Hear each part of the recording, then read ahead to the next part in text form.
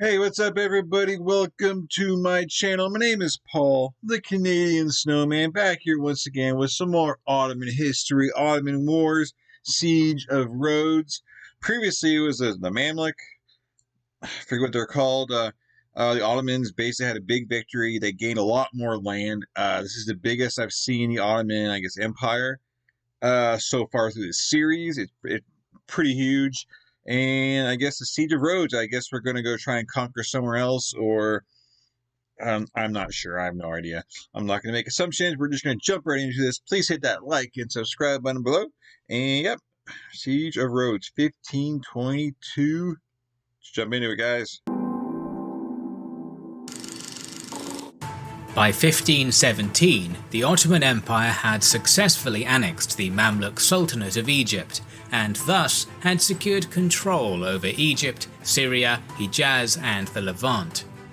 The empire nearly doubled in size at this time.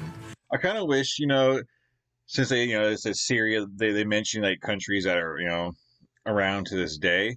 With the kind of like a little faint outline on the map when they conquer something of what it is to this day, or it kind of gives you more of a context of how big of an area it is, Kind of wish they did that. And the Levant. The empire nearly doubled in size at this time, but the descendants of the House of Osman would soon hunger for further expansion. A number of events would make the Ottomans vie for naval dominance in the Mediterranean Sea.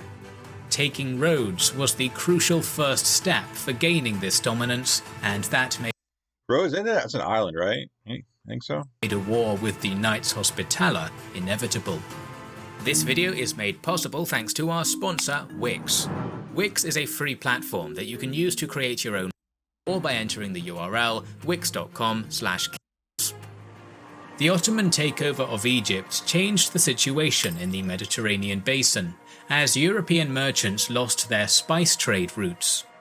It was also crucial in terms of Islam, as the last Abbasid Caliph, Al-Mutawakkil III, was captured and forced to surrender the title to Selim I, which meant that the Ottoman sultans now claimed overall leadership over the Muslim world. Wow. According to Ottoman sources, that forced the Safavid Shah Ismail I to sue for peace with Selim, but that is not confirmed by Iranian sources.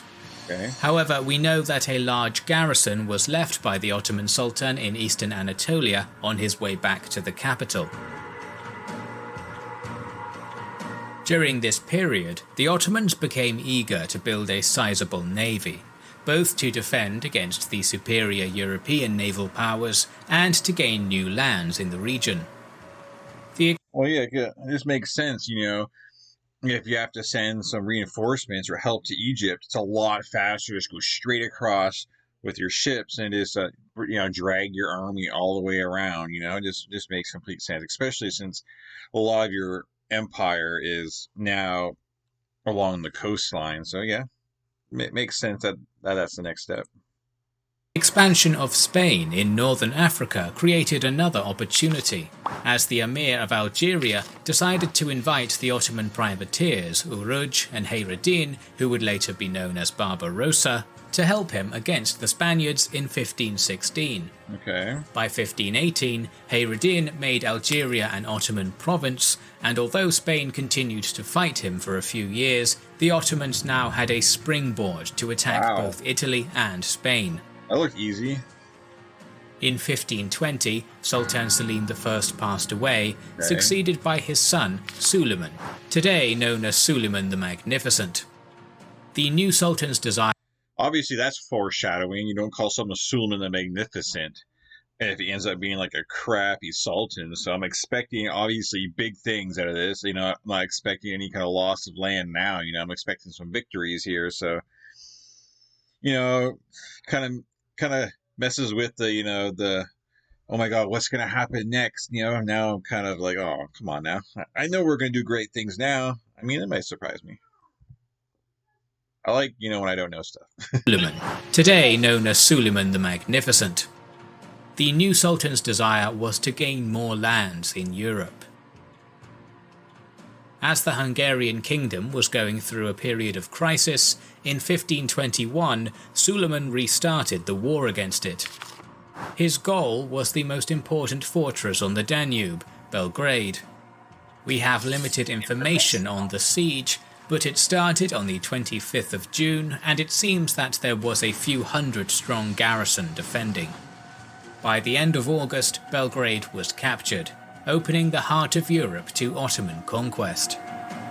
Wow. At the same time, Suleiman continued his naval preparations. He wanted to conquer the island of Rhodes in order to strengthen his position in the Mediterranean. The owners of this island were the Knights of St. John, also known as the Hospitallers. They had been a thorn in the Ottoman side for more than a century, and a failed attack on them had already been made in 1480. That's right. To understand the Knights of St. John, we must go back a few centuries to their origin. The knightly order began in the time of the First Crusade, as the Knights Hospitaller operated hospitals in the Holy Land for Christian pilgrims. Later, they transitioned into a military order, and by the time of the Third Crusade, they had become one of the most formidable fighting forces in the Levant.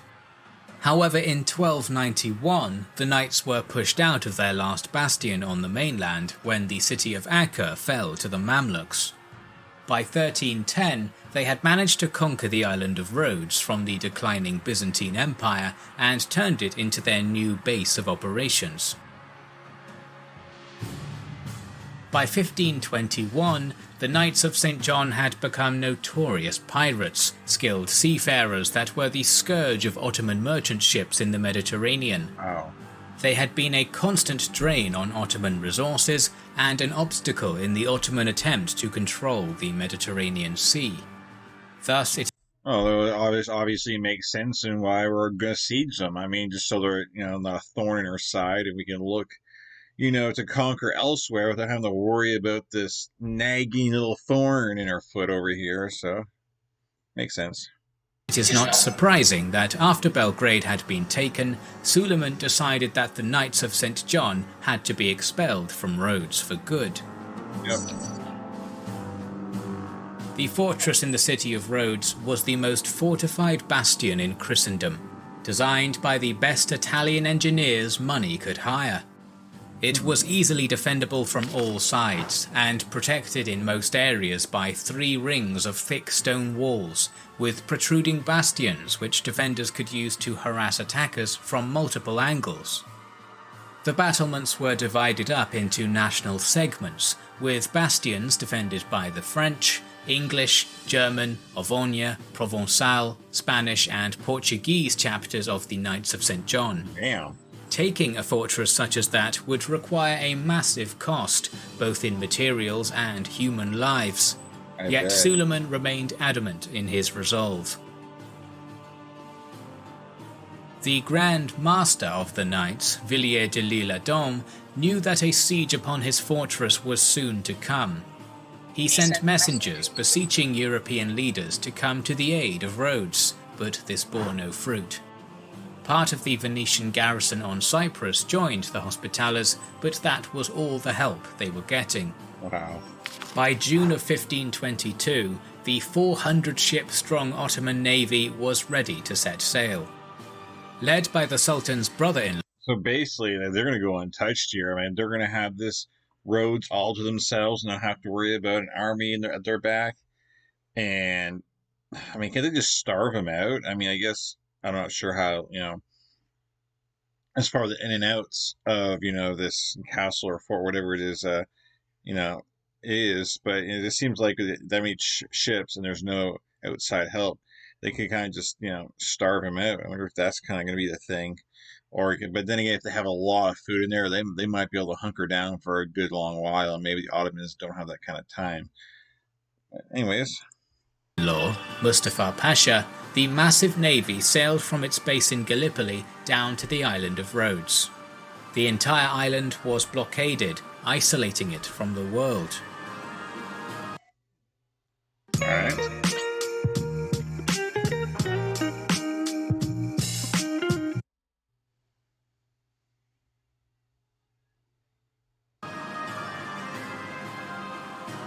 On July 28th, the Ottoman army arrived upon the island, led by Sultan Suleiman himself.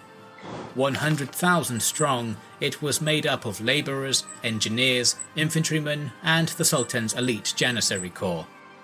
In contrast, the defenders of Rhodes, commanded by Philippe Villiers de l'Isle-Adam, numbered only 6,703, only 703 of which were the actual Knights of St. John, with the rest being the Venetians and the native Latin and Greek population of the island. The knights were prepared for a siege by the time the Ottomans had arrived. All the wheat on the island had been harvested and stored, ensuring the Turks would not be able to live off the land. A giant iron chain had been lifted across the city's harbour mouth, ensuring no access into the city by sea. They were prepared to see this battle out. The Sultan had set himself up in a ceremonial tent outside of gunshot range, and only then did the siege officially begin. Okay, well, that kind of answers my questions of, starve them out. I mean, they cooked all the wheat off the island. They knew this was coming, so it wasn't like it was a surprise attack. So they probably they could have enough grain to last a couple of years at least, And like, they can't, they have all these ships, but they can't do nothing over here because this big chain stopped them from coming in. I mean, I guess you could, sure they probably could come in here, I guess, and then take over the chain, but I'm sure there's a lot of defenses around here. I don't know. I'm not sure, but I guess you can do a good old-fashioned try and break the walls down, I guess. In early August, Ottoman artillery began to bombard the fortress walls. The Turks were at the peak of military technology and used everything from great bombards that cracked open stone walls with massive cannonballs to incendiary firebombs fired into the city to sow chaos and death to its denizens. Despite this, the masterfully designed walls of the Christian fortress held firm. Wow. During the shelling, the Ottoman forces had dug in and had created a network of protective trenches and wooden palisades surrounding the fortress. In order to undermine the fortress's defences, the Ottoman generals set their sappers to dig their way under the walls and set explosive mines. These sappers were mainly Christians, recruited from the Ottoman Balkan territories, and had a treacherous job. They inched along yard by yard, digging trenches towards the city walls and protecting themselves with wooden planks and animal hides.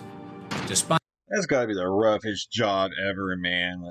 I'm sure they probably took the smallest people they had to dig these holes, going it seems like a quarter of a mile, under, maybe longer, underneath the earth, hoping that, the land wasn't gonna collapse on top of you, man.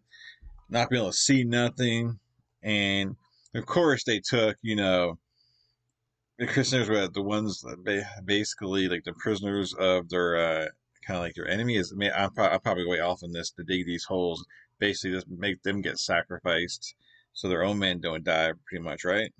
Despite this, many sappers were with wooden planks and animal hides. Despite this, many sappers were killed by the defenders' precise gunfire. Many more were blown up, as the knights had set up an ingenious system by tying a sheet of animal membrane tightly between two wooden stakes with bells, so that any vibration below the earth would cause ringing. This would alert. Wow, that's super smart, man. I didn't think it was like that. Okay, this is them digging underneath, and if they hear something, they blow it up. So these guys, I wonder if the percentage of these 99% chance that you're dying pretty much going underground here. That any vibration below the earth would cause ringing. This would alert the defenders to sappers below, who would detonate any nearby countermines. The defenders managed to collapse over 50 Ottoman tunnels. They had also bored spiral-shaped vents into the walls of their fortress, so the mines that did detonate had their blast force vented out, and the structural damage reduced. Smart. Despite the best efforts of the defenders, on September 4th, 2 Ottoman mines beneath the English bastion detonated, collapsing an 11-meter-long segment of the wall and filling in the moat beneath it. Oh, wow. With an opening, Ottoman infantry charged into the bastion and managed to drive off the Rhodian defenders. They planted banners on the battlements to celebrate their victory, but were promptly driven off by a counterattack led by the English knights and the Grand Master L'Isle-Adam himself. Twice more the Ottomans attacked the breach, but each time the English knights, aided by their German brothers, held the line. Damn. Both sides took heavy casualties in this exchange. It is said that the Sultan's master gunner's legs were blown off by a Rhodian cannonball, while the knights had 3 major commanders killed. Damn. By late September, Ottoman morale had begun to decline. Yet on the 19th of that month, Ottoman spies managed to inform Suleiman that the Spanish and Provençal bastions were less protected than they originally thought, with no inner wall or protective ditch. With new resolve, the Sultan ordered a renewed full assault on these portions of the fortress walls. The Grand Vizier Mustafa Pasha led the attack. Okay. The bombardment took the knights by surprise, and the Ottoman forces managed to get over the walls of the Spanish bastion. A fierce melee ensued, with elite janissaries dueling disciplined knights. The Spanish bastion changed hands twice, but ultimately the Ottomans were repulsed from the walls. Damn. Furious at this failure, These knights are holding on strong, man. They said they're pretty elite, so they're definitely holding up to their name. Because I just figured once that wall went down, just the Ottomans, they got outnumbered. They'll get overrun. But just like, kind of like the 300, you have a small opening to where your men can rush in. So even if you have like 100,000 people going out that one opening, only a certain amount can actually, fight, because the other ones have to wait behind there. You know what I mean? the Sultan demanded that Mustafa Pasha be executed, yet relented upon the pleading of his high-ranking officials to do otherwise. Nevertheless, Mustafa was shipped off to Egypt and replaced with Ahmed Pasha, an experienced military engineer. Back and forth fighting continued throughout the month of October, mostly around the collapsed wall of the English bastion. The knights and their Rhodian subjects managed to keep the Janissaries at bay, but each sortie would cost precious lives, lives that the highly outnumbered defenders could not afford to lose. I wonder if they're still building tunnels over here. That would make sense, while all this is going on, and them being distracted, maybe not being able to hear, having more tunnels being built. I'm sure there was. They probably just weren't successful. By December, both the Ottomans and Rhodian defenders were thoroughly demoralized. The Ottomans had experienced a massive loss of life, and disease ran rampant through their ranks, killing many more. Meanwhile, the Knights and Rhodians had few living defenders remaining, and with no help on the way, they knew they could not hold out much longer. Retreat to the boats! On December 11th, peace talks between the two sides began. Suleiman offered the citizens of Rhodes food and protection if they surrendered, but death and slavery if he had to take the city by force. Negotiations would soon derail when the Latin and Greek citizens pushed too hard for assurances from the Sultan, who ordered his men to resume bombarding the city once more. I regret that. On December 17th, Ottoman forces once more overran the Spanish bastion and killed its defenders. This time it remained permanently in Ottoman hands. It was the end for the Knights. There were simply not enough soldiers left to defend the city, and the walls had been all but reduced to rubble after months of constant shelling. A peace was made on the 20th, and the terms were fairly amicable. The surviving knights would be spared their lives and be provided ships by the Sultan to sail to Crete. The citizens of Rhodes were promised safety from massacre and the desecration of their churches, and freedom from Ottoman taxation for 5 years. Damn. The knights departed from their fortress with honor, wearing their full regard. That seems extremely fair. I mean, I'm surprised. I expected the Ottomans just to come here and they're like a massacre them all, which they could have easily have done that.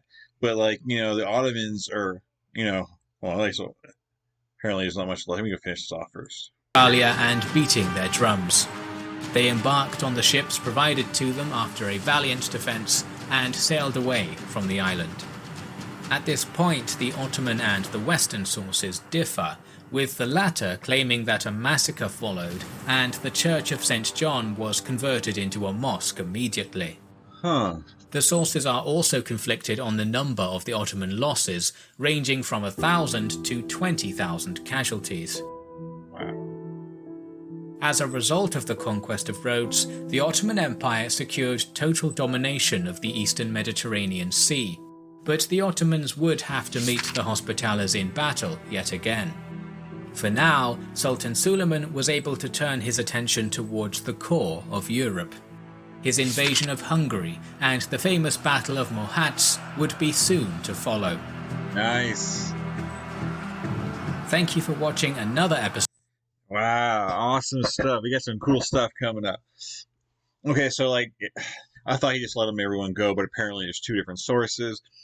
I guess each side has their own story, their own. I mean, Ottomans are obviously going to paint their side as, we gave them a great deal, but they let them go, and obviously, like the Christian side or whatever you want to call them, obviously they're going to be like, they massacred us, and they weren't right, and so the correct was probably somewhere in the middle is probably what happened. I mean, there's probably definitely some terms, and the Ottomans probably let a lot of them go, but I'm sure there was also maybe some rogue leaders amongst the Ottomans that were pissed off and decided to massacre maybe small portions that of the people in there. So I'd imagine it's somewhere the right answer is somewhere in the middle, because I can see the Ottomans let them go, we don't want to continue this, we don't need any more casualties, we probably suffered enough.